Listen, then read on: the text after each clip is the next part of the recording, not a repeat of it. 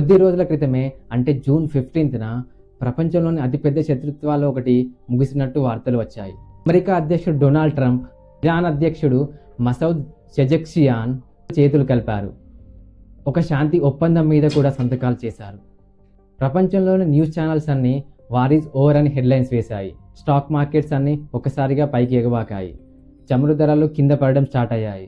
అదే 10 రోజుల వ్యవధిలో ఒక డ్రోన్ హార్మోజ్ జలసంధిలో ఒక భారీ షిప్ను ఢీకొట్టింది.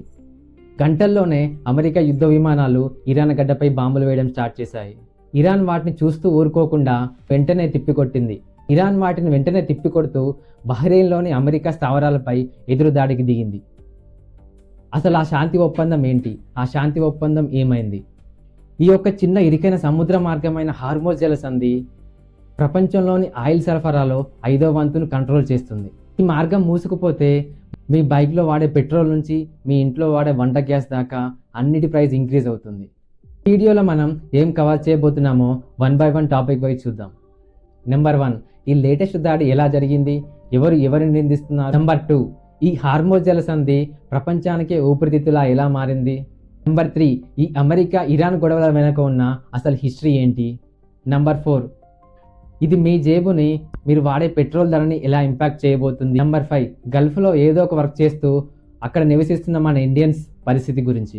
ఈ వీడియోను చివరి దాకా చూడండి. ఈ వీడియోలో ఎన్నో డేటా పాయింట్స్తో చాలా క్లియర్గా డిస్కస్ చేశాం. Welcome to Infolight. ఇంకా ఏమాత్రం లేట్ చేయకుండా మన వీడియో టాపిక్లోకి వెళ్ళిపోదాం. లేటెస్ట్ యుద్ధానికి ట్రిగ్గర్ అయిన షిప్ పేరు ఎవర్ లవ్లీ. సింగపూర్ జెండా ఉన్న ఈ కార్గో షిప్ జూన్ 25న ఓమన్ దగ్గర హార్మోజ్ జలసంధి దాడుతుండగా డ్రోన్ వచ్చి దీన్ని ఢీకొట్టింది. అమెరికా ఇరాన్ గొడవలను ఒక సింపుల్ ఎగ్జాంపుల్తో చూద్దాం. ఒకసారి ఇమాజిన్ చేసుకోండి, మీరు ఒక కాలనీలో నివసిస్తున్నారు. ఆ కాలనీలో ఒక రూల్ ఉంది. అదేంటంటే ఎవరి గేట్ ముందు వాళ్ళు బైక్ పార్క్ చేయకూడదు. బట్ ఒకసారి ఒక వ్యక్తి ఒక ఇంటి ముందు బైక్ పార్క్ చేశాడు. అప్పుడు ఆ ఇంటి యజమాని వచ్చి ఆ బైక్ను డ్యామేజ్ చేశాడు. అప్పుడు ఆ ఇంటి యజమానికి అండ్ ఆ బైక్ యజమానికి ఇద్దరికి పెద్ద గొడవ అయింది. ఇక్కడ బైక్ యజమాని ఇంటి యజమానిని నువ్వే తప్పు చేసావని అంటాడు. ఆ ఇంటి యజమాని ఏమో నువ్వు రూల్స్ బ్రేక్ చేసావు, అందుకే నేను బండి నేను చేశానని అంటాడు. ఇక్కడ ఇద్దరిది తప్పే, ఇద్దరూ సరైన వాళ్ళే, బట్ ఇద్దరిది తప్పే. ఇదే సేమ్ సిచ్యువేషన్ ఇప్పుడు అమెరికా ఇరాన్ మధ్య జరుగుతుంది. ఈ ఎగ్జాంపుల్లో ఒక కాలనీ, అక్కడ 2 దేశాలు, అంతే డిఫరెన్స్. అసలు ఈ దాడిలో ఎవరి వాదన ఏంటో చూద్దాం ఇప్పుడు. ఇరాన్ 4 డ్రోన్లను పంపింది. అందులో ఒక డ్రోన్ ఒక షిప్ను డ్యామేజ్ చేసింది. దీన్ని US president foolish cease fire violation అని పిలుస్తున్నాడు. మరొక పక్క ఇరాన్ ఏమో మేము ముందు దాడి చేయలేదు, ఇజ్రాయెల్ లెబనాన్ పైన దాడి చేసిన తర్వాతే మేము ఈ దాడి చేశామని చెప్తున్నారు. సీజ్ ఫైర్ వయలేషన్ కాదు, ఇది కేవలం సీజ్ ఫైర్ మేనేజ్మెంట్ మాత్రమే అని ఇరాన్ పార్లమెంటరీ కమిటీ చెప్తుంది. ఈ హార్మోజ్ జలసంధి ఇరాన్ కంట్రోల్లోనే ఉందని వాళ్ళు అంటున్నారు. ఇక్కడ మనం గమనించాల్సింది ఏంటంటే ఈ 2 దేశాలు తమ యాక్షన్ని సీజ్ ఫైర్ వయలేషన్ లా కాకుండా జస్ట్ వాళ్ళ రక్షణ చర్యగా చూపించుకుంటున్నారు. అమెరికా స్పందన ఏంటంటే తమ యుద్ధ విమానాలతో ఇరాన్ దక్షిణ తీరంలో ఉన్న మిసైల్స్, స్టోరేజ్ సెంటర్స్, డ్రోన్స్ మరియు కోస్టల్ రాడార్ సైట్స్ పై స్ట్రైక్ చేసింది. ఇరాన్ తిరిగి పక్కనే బహ్రెయిన్లో ఉన్న అమెరికా సైనిక స్థావరాలపై తిరిగి దాడి చేసింది. ఇదే వారం బుధవారం రోజు 78 షిప్పులు జలసంధి దాటాయి. మొదలైనప్పటి నుంచి ఇదే అత్యధిక కౌంట్. ఈ డ్రోన్ దాడి జరిగిన తర్వాత కూడా జలసంధి గుండా షిప్స్ ప్రయాణిస్తూనే ఉన్నాయి. కానీ వాటి నార్మలైజేషన్ పేస్ స్లో అయింది. హార్మోజ్ జలసంధి మూతపడలేదు, కానీ ప్రపంచ దేశాల కాన్ఫిడెన్స్ మాత్రం తగ్గింది. మనం ఈ యుద్ధం వెనుక ఉన్న అసలు జియోగ్రఫీని అర్థం చేసుకుందాం. ఈ పాయింట్ అర్థమైతే మిగతా వీడియో అంతా చాలా క్లియర్గా అర్థమవుతుంది. ఒకసారి ఇమాజిన్ చేసుకోండి, మీ ఇల్లు ఒక పెద్ద కాలనీలో ఉంది. ఆ కాలనీ నుంచి బయటికి రావడానికి ఒకే ఒక ఎగ్జిట్ మాత్రమే ఉంది. అది చాలా ఇరుకైనది. కేవలం ఒకే ఒక కారు మాత్రమే వెళ్ళగలదు దాని నుంచి. అప్పుడు ఆ గేట్ దగ్గర ఎవరో ఒకరు ట్రబుల్ చేస్తే ఆ కాలనీ మొత్తం ట్రాఫిక్ జామ్ అయిపోతుంది. ఇక్కడ హార్మోజ్ జలసంధి కూడా మన కాలనీ గేట్ లాంటిదే, కానీ అది కేవలం ఒక కాలనీ కోసం మాత్రమే కాదు, ప్రపంచంలోని ఆయిల్ సరఫరా కోసం. హార్మోజ్ జలసంధి ఇరాన్, ఒమాన్ల మధ్య కేవలం 33 కిలోమీటర్ల వెడల్పుతోనే ఉంటుంది. కానీ ప్రపంచంలో ఉత్పత్తి అయ్యే దాదాపు 20% ముడి చమురు ఈ ఒక్క మార్గం గుండానే సరఫరా అవుతుంది. Saudi Arabia, Iran, Qatar, UAE వంటి దేశాల ఎక్స్పోర్ట్స్ కూడా ఈ జలమార్గం గుండానే వెళ్తుంటాయి. 2024 లెక్కల ప్రకారం ఈ జలసంధి గుండా వెళ్లే దాదాపు 84% ముడి చమురు అండ్ 83% ఎల్ఎన్జీ కేవలం ఆసియా దేశాలకే వెళ్తుంది. అందులో దాదాపు 70% ఇండియా, చైనా, దక్షిణ కొరియా వంటి దేశాలకే వెళ్తుంది. ఈ యుద్ధం కేవలం మిడిల్ ఈస్ట్ సమస్య మాత్రమే కాదు, ఇది డైరెక్ట్గా ఆసియా ఎకానమీని దెబ్బతీయగల సమస్య. ఇక్కడ ఇరాన్ వాదన ఏంటంటే ఈ హార్మోజ్ జలసంధి వాళ్ళ కంట్రోల్లోనే ఉంటుంది అండ్ అక్కడ నుంచి షిప్స్ పాస్ అవ్వాలంటే వాళ్ళకు కొంత టోల్ ఫీజ్ పే చేయాలి. మార్చిలో ఒక పాకిస్తానీ ఆయిల్ ట్యాంకర్ ఇరాన్కు $2 మిలియన్ పే చేసి ఆ హార్మోజ్ జలసంధి గుండా తన ఆయిల్ ట్యాంకర్ని తెప్పించుకుంది. ఇరాన్ కలెక్ట్ చేసే టోల్ ఫీజ్ చైనా కరెన్సీ అయిన యువాన్లో జరుగుతుందని ఆయిల్స్ లిస్ట్ తన నివేదికలో వెల్లడించింది. ఇక్కడ అమెరికా వాదన ఏంటంటే హార్మోజ్ ఇంటర్నేషనల్ వాటర్ వే, అది ఇరాన్ కంట్రీకి ఒకదానికే సొంతం కాదు, దాని మీద అందరికీ అధికారం ఉంటుంది. అక్కడ ఇరాన్ టోల్ ఫీజ్ కలెక్ట్ చేయకూడదు. ఒకసారి ఊహించుకోండి, ఒక నేషనల్ హైవే మీ ఊరి పక్క నుంచి వెళ్తుంది. అప్పుడు మీ ఊరి గ్రామ పంచాయతీ ఈ రోడ్డు మా ఊరు నుంచి వెళ్తుంది కాబట్టి మాకు టోల్ ఫీజ్ కట్టాలని అంటారు. బట్ అప్పుడు గవర్నమెంట్ ఇది అందరి ప్రాపర్టీ, అందరూ ఫ్రీగానే వెళ్ళవచ్చు అని చెప్తుంది. ఇప్పుడు ఎవరు కరెక్ట్? ఏ రకమైన గొడవ అక్కడ హార్మోజ్ జలసంధి దగ్గర జరుగుతుంది. అక్కడ ఇంపాక్ట్ అయ్యేది గ్లోబల్ ఆయిల్ సప్లై చైన్. ఈ యుద్ధం వల్ల ఇంపాక్ట్ అయిన ఒమాన్ కూడా యుద్ధం వల్ల జరిగిన భారీ ఇంపాక్ట్తో ప్రీ వార్ స్థితికి వెళ్ళడం అసాధ్యమని చెప్తుంది. ప్రీ వార్ స్థితికి వెళ్ళాలంటే ఎంతో కొంత టోల్ చార్జ్ చేయాల్సిందే అని యూరోపియన్ అధికారులకు సూచించింది. ఇరాన్ అమెరికాకి మధ్య ఉన్న గొడవ ఏంటి, దీని వెనుక ఉన్న హిస్టరీ ఏంటి ఇప్పుడు చూద్దాం. ఈ హిస్టరీ తెలుసుకుంటే ఈ రెండు కంట్రీస్ ఇప్పుడు ఎందుకు అంత స్టబాన్గా ఉన్నాయో మనకు అర్థమవుతుంది. 1951కి ముందు ఇరాన్లో ఉన్న ఆయిల్ బావులన్నీ ఒక బ్రిటిష్ కంపెనీ చేతిలో ఉండేవి. ఆయిల్ నిల్వలు భారీగా ఉన్న వాటి నుంచి వచ్చే ఆదాయం మాత్రం ఇరాన్కి వచ్చేది కాదు. 1951లో అక్కడ ప్రధానిగా ఎన్నికైన మహమ్మద్ ముసాడెక్ దేశ చమురు పరిశ్రమను జాతీయం చేసేశారు.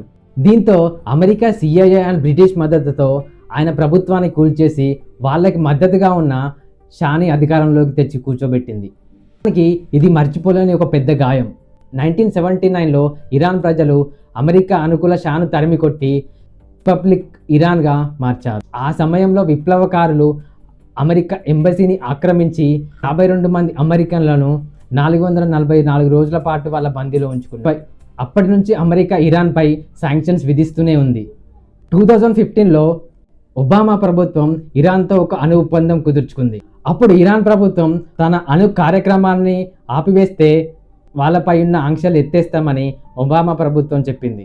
2018లో ఎన్నికైన నుంచి అమెరికాను బయటికి తీసుకొస్తూ ఇది ఒక బలహీనమైన డీల్ అని చెప్పాడు. మాటలు ఇరాన్ను మరింత రాడికలైజ్ చేశాయి. మాతో డీల్ చేసిన అమెరికా దాన్ని బ్రేక్ చేస్తుంది అన్న డిస్ట్రప్ట్ వాళ్ళలో ఏర్పడింది. ట్రంప్ చాలాసార్లు ట్విట్టర్ వేదికగా ఇరాన్ ఆర్మీ బలం చాలా బలహీనపడిందని చెప్పాడు. కానీ ఇరాన్ ఇంటెలిజెన్స్ నిపుణుల అభిప్రాయం వేరు. ఒక physicist and institute for science and international security చెప్పిన దాని ప్రకారం ఇరాన్ ఈ శాంతి చర్చలను సాగదీయడంలో చాలా నైపుణ్యం కలిగి ఉంది. ఒకవైపు అమెరికాతో శాంతి చర్చలు చేస్తూనే బ్యాక్ ఎండ్లో తన అణుశక్తిని అడ్వాన్స్ చేస్తూ ఉంటుంది. IAEA అంటే ఇంటర్నేషనల్ అటామిక్ ఎనర్జీ ఏజెన్సీ. ఈ సంస్థతో ఇరాన్ ఎలా వ్యవహరిస్తుందో గమనించడమే ఈ శాంతి చర్చలు బాగా జరుగుతున్నాయా లేదో అనడానికి నిదర్శనం. అక్కడెక్కడో గల్ఫ్లో యుద్ధం జరిగితే అసలు నాకేంటి అని మీరు అనుకోవచ్చు. ఈ యుద్ధం మొదలవక ముందు క్రూడ్ ఆయిల్ ధర $69 పర్ బ్యారెల్గా ఉండేది. స్టార్ట్ అయిన కొద్ది నెలలకే ఈ క్రూడ్ ఆయిల్ ప్రైస్ $125 పర్ బ్యారెల్కు రీచ్ అయింది. ఒకానొక సమయంలో అది $157 వరకు కూడా వెళ్ళింది. అంటే యుద్ధం మొదలైన తర్వాత ఈ క్రూడ్ ఆయిల్ ప్రైస్ దాదాపు రెట్టింపు అయింది. ఒకసారి జస్ట్ ఇమాజిన్ చేసుకోండి, మీకు ఎవ్రీ మంత్ ఒక 20,000 EMI ఉంది. కానీ బ్యాంక్స్ ఆ ఈఎంఐని ఒకటేసారి సడన్గా 40,000కి ఇంక్రీజ్ చేశారు. అప్పుడు మీ ఎంటైర్ బడ్జెట్ కొలాప్స్ అవుతుంది. ఎలా మేనేజ్ చేయాలో కూడా అర్థం కాదు. క్రూడ్ ఆయిల్ ప్రైస్ పెరిగితే మన దేశ పరిస్థితి కూడా అలాగే ఉంటుంది. $60 ఖర్చు పెట్టాల్సిన దగ్గర $120 ఖర్చు పెట్టాల్సి వస్తుంది. ఆయిల్ లేకుండా ఒక్కరోజు కూడా మనకు గడవదు. ప్రతి ట్రక్కు, ప్రతి ఫ్యాక్టరీ, ప్రతి విమానం, ఇలా ఏది చూసుకున్నా ఏదో ఒక రూపంలో దానిలో ఫ్యూయల్ పోయాల్సిందే. ఆ ఫ్యూయల్ ధర పెరిగితే ప్రతి వస్తువు ధర పెరిగిపోతుంది. ఈ ఫ్యూయల్ ధర కేవలం ఇండియాలోనే కాదు, అమెరికాలో కూడా పెరిగింది. మొదలైనప్పటి నుంచి అమెరికాలో గ్యాస్ ధర ఒక గ్యాలన్కు $1.16 పెరిగింది. కెనడాలో అయితే మార్చి నుంచి ఏప్రిల్ మధ్యలో గ్యాస్ ధరలు దాదాపు 30% ఇంక్రీజ్ అయ్యాయి. మన ఇండియా చమురు అవసరాల్లో దాదాపు 88%, ఇంపోర్ట్ చేసుకుంటుంది. అందులో దాదాపు సగభాగం ఈ హార్మోజ్ జలసంధి గుండానే వస్తుంది. ఇందులో ఇప్పుడు మనకి 40% దాకా ఇంపాక్ట్ కనిపిస్తుంది. ఎల్పిజి అంటే వంట గ్యాస్ కూడా 60% దిగుమతులపైనే ఆధారపడి ఉంది. అండ్ అందులో దాదాపు 90% ఈ హార్మోజ్ జలసంధి గుండానే వస్తుంది. ఈ హార్మోజ్ క్రైసిస్లో మొదటగా దెబ్బతిన్న ఇంధనం గ్యాస్. లో చూసాం గ్యాస్ కోసం ఎంత కొరత వచ్చిందో. మీరు రోజు వాడే వంట గ్యాస్ సిలిండర్లలో దాదాపు 60% ఇతర దేశాల నుంచే ఇంపోర్ట్ అవుతుంది. అందులో 90% ఈ ఒక్క జలసంధి గుండానే వస్తుంది. దీన్ని బట్టే మీరు అర్థం చేసుకోవచ్చు ఒకవేళ ఈ జలసంధి మూసేస్తే ఎంత ఇంపాక్ట్ ఉండబోతుందో. ఇంట్లో ఎప్పుడు గ్యాస్ అయిపోతుందో తెలీదు. మన ఇండియన్ గవర్నమెంట్ కూడా పెట్రోల్ డీజిల్పై ఎక్సైజ్ డ్యూటీ లీటర్కు 10 రూపీస్ తగ్గించింది. దీంతో పెట్రోల్ డీజిల్ ప్రైజెస్ కొద్దిగా స్టెబిలైజ్ అయ్యాయి. తర్వాత కొద్ది రోజులకు పర్ లీటర్ 7.5 రూపీస్ పెంచారు. మన ప్రధానమంత్రి నరేంద్ర మోదీ గారు రీసెంట్గా ఒక ప్రెస్ మీట్ పెట్టి ఫారెన్ ట్రిప్స్ గోల్డ్ కొనడం కొంచెం తగ్గించి ఫారెన్ ఎక్స్చేంజ్ రిజర్వ్స్ని కాపాడుకోవాలని సూచించారు. యుద్ధం మొదలైన 4 నెలల్లోనే ఎఫ్ఐఐస్ $20 బిలియన్ అమౌంట్ని విత్డ్రా చేసుకొని వెళ్ళిపోయారు. మన రూపాయి విలువ కూడా ఎప్పుడూ లేనంత కనిష్ట స్థాయికి పడిపోయింది. భారత జీడిపి వృద్ధి అంచనా కూడా 7.7 నుంచి 6.7కి తగ్గించారు. మన ఇండియా కొన్ని సంవత్సరాలుగా తమ సమురు సోర్సెస్ని డైవర్సిఫై చేసుకుంది. ఇప్పుడు కేవలం ఒకే దేశం నుంచి కాకుండా దాదాపు 40 దేశాల నుంచి క్రూడ్ ఆయిల్ ఇంపోర్ట్ చేసుకుంటుంది.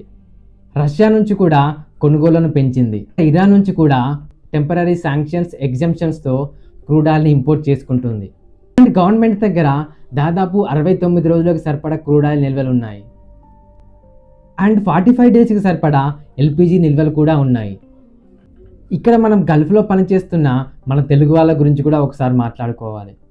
లక్షలాది మంది మన తెలుగు వాళ్ళు సౌదీ అరేబియా, ఇరాన్, యుఏఈ, బహ్రెయిన్లో పనిచేస్తున్నారు. జాబ్ సెక్యూరిటీ, సేఫ్టీ మరియు వారి ఇంటికి పంపించే రెమిటెన్సెస్ కూడా భారీగా తగ్గిపోతాయి.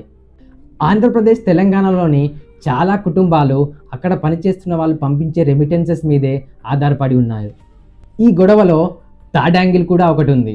డైరెక్ట్గా ఇరాన్ అమెరికా గొడవ కాదు, కానీ దానితో ముడిపడి ఉంది. ఇక్కడ ఒక విషయం అర్థం చేసుకోండి, ప్రాక్సీ వార్.